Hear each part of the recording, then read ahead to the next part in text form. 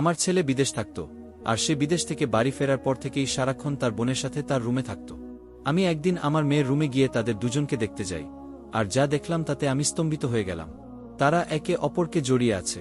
তারপর যা দেখলাম আমার নিজের চোখকেই বিশ্বাস করতে পারছিলাম না, কারণ তারা সম্পর্কে আপন ভাই বোন ছিল। তারা কিভাবে এসব করতে পারে? আমি তাদের মা হিসাবে এসব মেনে নিতে পারছিলাম না। আমার নাম রিক্তা, আমি কলকাতায় থাকি এবং আমি একজন বিবাহিত মহিলা। আমার 2টা সন্তান আছে, আমার ছেলের নাম পলাশ আর মেয়ের নাম অর্পিতা। পলাশের যখন 7 বছর বয়স তখন তার বাবা মারা যায়। আমার 2 সন্তানের জন্য আমি আর বিয়ে করিনি তাদের ভবিষ্যতের কথা চিন্তা করে। তাই আমি একাই আমার 2 সন্তানের যত্ন নিয়েছি এবং তাদের সব স্বপ্ন পূরণের চেষ্টা করেছি। আমার পরিশ্রমের ফলে আমার ছেলে 22 বছর বয়সে বিদেশে চাকরি পেয়েছে। আমার মেয়ে তখন মাত্র 18.5 বছর বয়সী। সে অনেক সুন্দর আর অনেক সাহসী। আমার মেয়ে অনেক সুন্দর হওয়ায় আমি তাকে নিয়ে অনেক টেনশনে থাকতাম। অনেক ছেলে তার পিছনে পড়ে থাকত, কিন্তু আমার মেয়েকে আমি অনেক ভালো শিক্ষা দেয়। সে ওসবের কোনো পাত্তা দিত না, তাই আমি অনেক খুশি থাকতাম। আজ 4 বছর পর আমার ছেলে পলাশ বিদেশ থেকে দেশে ফিরে এসেছে। পলাশ আবেগপ্রবণ হয়ে পড়েছে এবং চোখে জল এসে গেছে। আমার মেয়ের বয়স তখন 20 বছর। পলাশ চলে আসতেই আমার চোখে জল এসে পড়ল, আর সে বলতে লাগলো, আম্মু, দয়া করে আমাকে দরজায় দাঁড় করিয়ে রাখবেন না। আপনি কি এটা শুনতে চান? আমি তখন নিজেকে সামলে নিলাম এবং ছেলের হাত ধরে তাকে ভেতরে নিয়ে এলাম। পলাশকে আমি খুব ভালোবাসতাম এবং সে যখন আমার কাছে ফিরে এলো তখন বুঝতে পারলাম এই 4 বছর কতটা কঠিন ছিল তার জন্য, সেটা কেবল আমি জানি। অর্পিতা তখন স্নান করে বের হচ্ছিল। সে ভাইকে দেখে খুব খুশি হয়ে গেল। তাদের এই আবেগপূর্ণ মুহূর্ত দেখে আমি একটু অস্বস্তি অনুভব করছিলাম, কারণ অর্পিতা তখন পুরোপুরি পোশাক পরেনি আর তারা একে অপরকে ছুঁয়ে যাচ্ছিল। কিন্তু তাদের ভাই বোনের ভালোবাসা দেখে আমার চোখে পানি চলে এলো। তারা অনেকক্ষণ একসাথে জড়িয়ে আছে। আমি তখনও জানতাম না যে এই ভালোবাসা অন্যরকম রূপ নিতে যাচ্ছে। পলাশকে বললাম, এবার থাম, আর কতক্ষণ এমন করে থাকবে? যাও, ফ্রেশ হয়ে আসো। আর আমার মেয়েকে বললাম, যাও, আগে পুরোপুরি পোশাক পরে আসো। পলাশ তখন একটু দূরে সরে গিয়ে ফ্রেশ হতে চলে গেল। কিছুক্ষণ পরে সে ফিরে এলে আমি তার জন্য চা ও নাস্তা নিয়ে আসি। তার সাথে অর্পিতার জন্য অনেক মেকআপ আইটেম ও জামা কাপড় ছিল, যেগুলি দেখে আমরা খুব খুশি হয়েছিলাম। আর আমি লক্ষ্য করলাম আমার মেয়ের জন্য কিছু ছোট পোশাক নিয়ে এসেছিল, যা পলাশ একটু লুকিয়ে রেখেছিল আমার কাছ থেকে। তা দেখে আমি অনেক অবাক হয়ে গিয়েছিলাম। কেন সে আমার কাছ থেকে এসব লুকিয়ে রেখেছে তা ভাবতে লাগলাম। আমার মনে ইচ্ছিল আমার পরিশ্রম সার্থক হয়েছে। দুপুর হয়ে গেছে, আমরা সবাই একসাথে খেতে বসেছিলাম। আমি আর অর্পিতা পলাশকে জিজ্ঞেস করছিলাম, বিদেশে গিয়ে কেমন করে এত সফল হলে? ওখানকার পরিবেশ কেমন? পলাশ অর্পিতাকে দেখে বলল, অর্পিতা, তুমি অনেক বড় হয়ে গেছ। এই 4 বছরে অনেক পরিবর্তন হয়েছে তোমার মধ্যে। আমি হেসে বললাম, হ্যাঁ, সে তো নায়িকা হয়ে উঠবে। পলাশ আমার দিকে একটু অন্য রকম ভাবে তাকালো। মনে হলো কথাটা তার পছন্দ হয়নি। সে তখন বিদেশের নানা অভিজ্ঞতার কথা বলতে লাগল। রাতের খাবারের পর আমরা আমাদের ঘরে চলে গেলাম। অর্পিতা তখন কলেজের ছুটিতে ছিল। পলাশ যখন 27 বছর বয়সী তখন তার বিয়ের কথা আমার মাথায় আসতে লাগল। আমি কিছু না ভেবে পলাশকে বললাম, বাবা, এখন তোমার বয়স হয়েছে, বিয়ে করো, যাতে ঘরে একটা মেয়ে থাকে তোমার সেবা করার জন্য। পলাশ বলল, মা, আমি এখন বিয়ে করার কথা ভাবতে পারছি না। আমার বয়স এখনো বিয়ের জন্য উপযুক্ত মনে হয় না। পলাশের কথা শুনে আমার একটু খারাপ লাগলো, কিন্তু আজ ওকে রাজি করতে পারলাম না। কিছুক্ষণ পর অর্পিতা এসে পলাশের খুব কাছে বসল। 2 ভাই বোনের কথোপকথন চলছিল এবং আমি ভাবছিলাম যে তারা স্বাভাবিক বিষয় ছাড়া অন্য কিছু নিয়ে কথা বলছে না। কিন্তু একটু পর বুঝতে পারলাম তারা আরও অন্য সব কথা বলছে, যা ভাই বোনের মধ্যে বলা ঠিক ছিল না। তবে অর্পিতা ঘরে গিয়ে যা দেখলাম তাতে আমি অবাক হয়ে গেলাম। দৃশ্যটা দেখে মনে হলো এই দুজন যেন বহু বছর বিচ্ছিন্ন থাকা প্রেমিক। এটা দেখে আমি হতবাক হয়ে গেলাম। আমাদের সময়ও ভাই বোনের মধ্যে ভালোবাসা ছিল, কিন্তু এতটা ঘনিষ্ঠতা কখনো দেখিনি। সম্পর্কের মধ্যে একটা সীমা থাকা খুবই গুরুত্বপূর্ণ। পলাশকে জড়িয়ে ধরে অর্পিতা প্রায় 3-4 মিনিট ধরে চোখ বন্ধ করেছিল। মনে হলো এই সম্পর্কটা স্বাভাবিক, ভাই বোনের সম্পর্ক নয়। তাদের ভাই বোনের সম্পর্কটা দেখে মনে হলো সম্পূর্ণ আলাদা। এটা ঠিক ছিল না। আর আমি মা হিসেবে কিভাবে তাদেরকে মানা আমি করব? আমি বুঝতে পারছিলাম না। অর্পিতাকে পলাশের থেকে আলাদা করলাম, কিন্তু তবুও অর্পিতা পলাশকে ছাড়তে চাইছিল না। আমি ভাবলাম, ভাইকে দেখে সে হয়তো আবেগে ভেসে গেছে। আমি দেখলাম একটু পর তারা দুজনেই একটু দূরে সরে গেল। অর্পিতা তখন কাঁদছিল, পলাশ ও কিছুটা ঘাবড়ে গিয়েছিল। পলাশ তখন অর্পিতাকে চা দিল। পলাশ এখন আগের মতো নেই, তার পেট বড় হয়ে গেছে। কিন্তু অর্পিতা তার প্রশংসা করছিল, ঠিক যেমন পলাশ প্রশংসা করেছিল। পলাশ বলল, 4 বছর পর বাসায় এসে দেখি আমাদের শহরটা অনেক বদলে গেছে। রাতের খাবার খেয়ে পলাশ বাইরে বেরিয়ে পড়ল।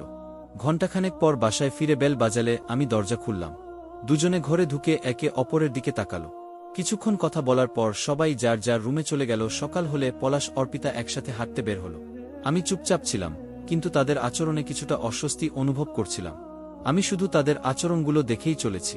মা হইতো, তাই তাদেরকে এখনো কিছু বলার সাহস হচ্ছে না। দেখি তারা আর কি কি করে, পরে না হয় তাদেরকে ধরব।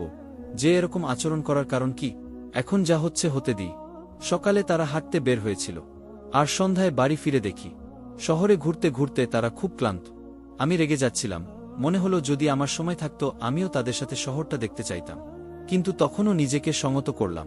ভাবলাম হয়তো আমার ধারণা ভুল হতে পারে, তাই তাদেরকে আর কিছু বললাম না। কিছুক্ষণের মধ্যে রান্নাঘরে গিয়ে চা বানালাম। রাতে কেউ খায়নি, বাইরে ছিল। একদিন পলাশ বলল, সেদিন আমার খুব খারাপ লাগছিল, তাই বাইরে যেতে চাইনি। আমার পেটে ব্যথা ছিল, তাই আমি হাঁটতে যেতে রাজি ছিলাম না।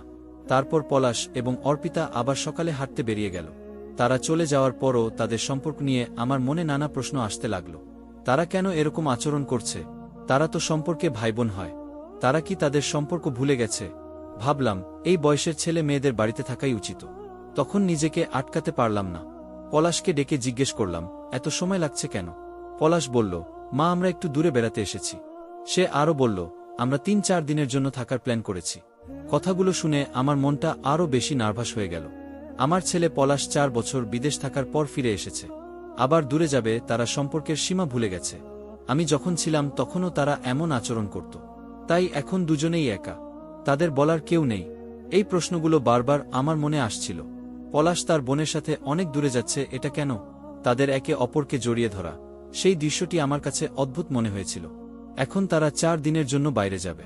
আমি বুঝতে পারছিলাম না যে আমার ধারণাগুলো ঠিক না ভুল, কিন্তু শীঘ্রই সব পরিষ্কার হয়ে যাবে। ৪ দিন পর তারা দুজনেই বাড়ি ফিরে এলো। অর্পিতাকে তখন খুব খুশি দেখাচ্ছিল, যা আমাকে অবাক করেছিল। সে বলল, আজ আমি জীবনে এত খুশি যা আগে কখনো কল্পনাও করিনি। তার কথা শুনে মনে হলো সে অনেক কিছু শিখেছে এবং পলাশ তাকে অনেক সুখ এবং তৃপ্তি দিয়েছে। আমি বুঝতে পারছিলাম না অর্পিতা কি ধরনের সুখ এবং তৃপ্তির কথা বলছে, যা আমাকে আরও বেশি অস্বস্তিতে ফেলেছিল। তার এই পরিবর্তন আমার কাছে খুব অদ্ভুত মনে হচ্ছিল। রাতে আমি ঘুমাতে পারছিলাম না, কারণ তাদের কথা বলার শব্দ শুনতে পাচ্ছিলাম। তাই উঠেই রুমের কাছে গেলাম। অর্পিতা খুব ছোট জামা পরেছিল, যা আগে কখনো দেখিনি। এসবই মনে হয় বিদেশ পলাশ থেকে নিয়ে এসেছিল। তার ভাই পলাশ সেখানে বসেছিল। তারা দুজনেই একে অপরের দিকে তাকিয়ে কথা বলছিল। আমি দরজায় টোকা দিয়ে বললাম, বাকি কথা কাল সকালে হবে, এখন অনেক দেরি হয়েছে, তোমরা দুজনে নিজ নিজ রুমে গিয়ে ঘুমাও।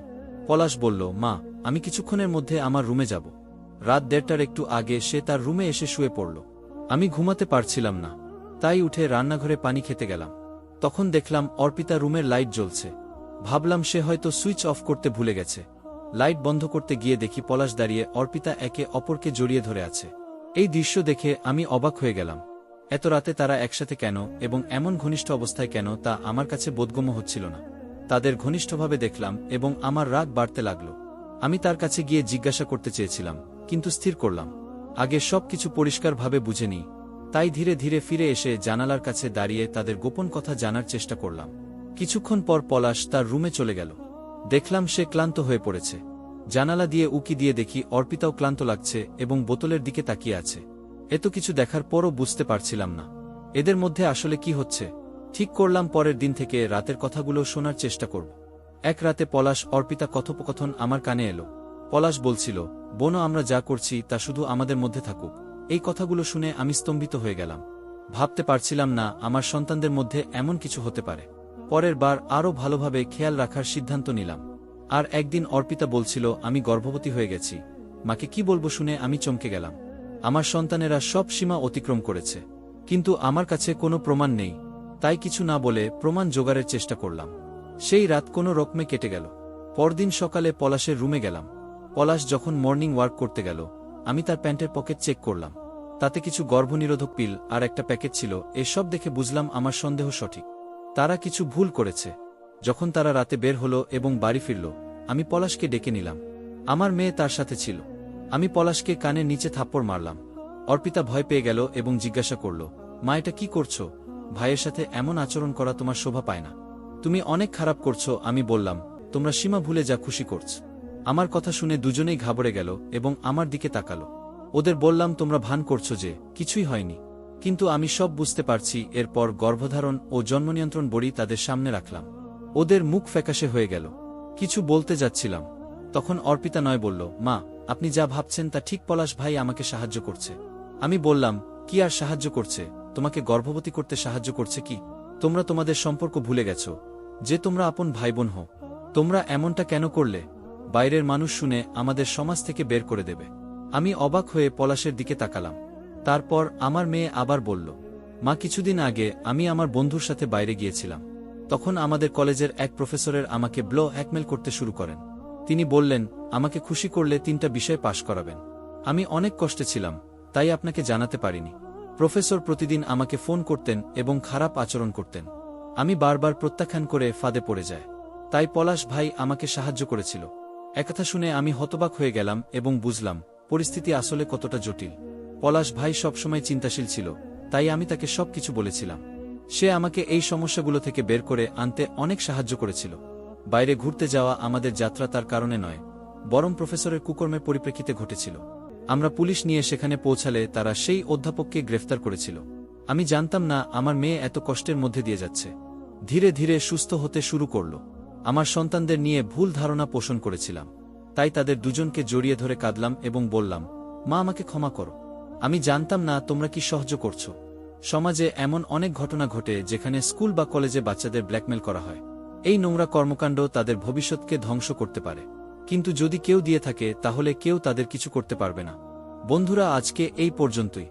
গল্পটি যদি আপনাদের ভালো লেগে থাকে তাহলে লাইক, কমেন্ট, শেয়ার ও সাবস্ক্রাইব করে পাশেই থাকবেন। ধন্যবাদ সবাইকে গল্পটা শোনার জন্য।